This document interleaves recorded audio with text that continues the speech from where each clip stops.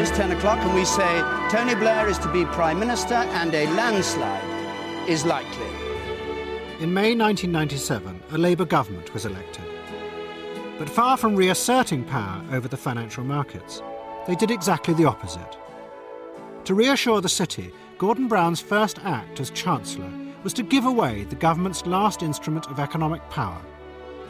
He gave control over interest rates to the Bank of England.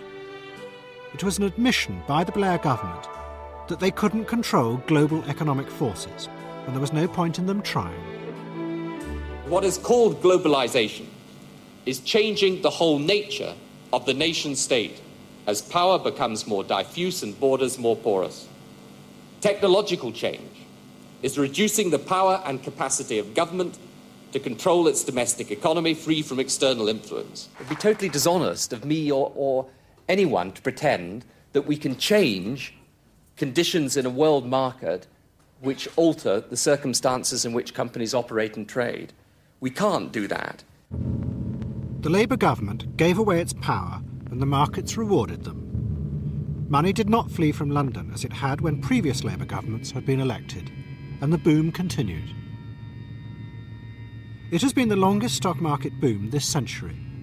Many believe that because of deregulation, there is nothing to stop it continuing indefinitely.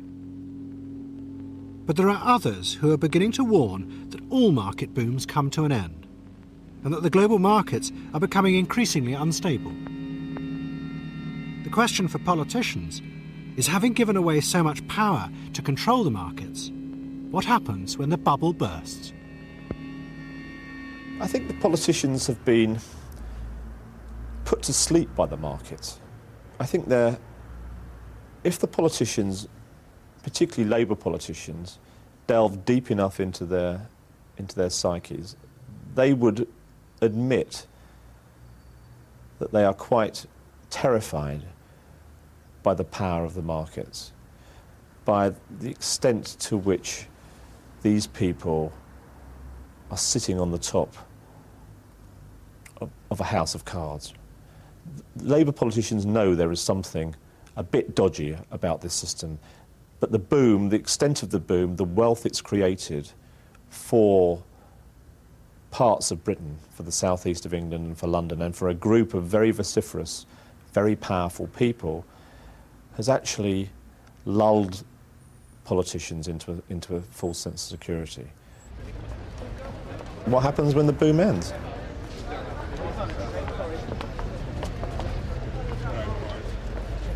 In 1997, James Goldsmith died. He had tried to stop the onrush of the markets and failed. And at his death, the business class who now dominate politics took him back as one of their own.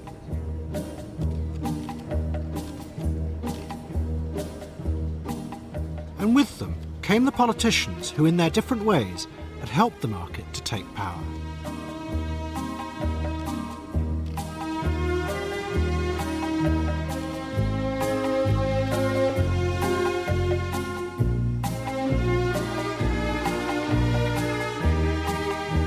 A year later, Tiny Rowland died. His funeral was secret, and no one knows where he is buried. The only remaining member of the tycoons from the Claremont set is Jim Slater.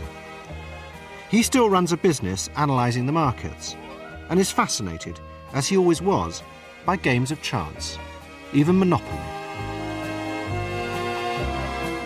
It works out that Pentonville Road, Angel of Islington and Euston, they're the light blue sites on the left, give you 159% return and are the best in terms of arithmetical return. But the dark green sites, which people would think were better, Oxford Street, Bond Street and Regent Street, only give 101% return, so they're very bad. The next best site are the orange ones, which is Bow Street, Vine Street and Marlborough Street, and they give 141% return. But they are better than Pentonville Road, Euston Road and Angel of Islington, because there's an increased incidence of landing on them. You land on them more often.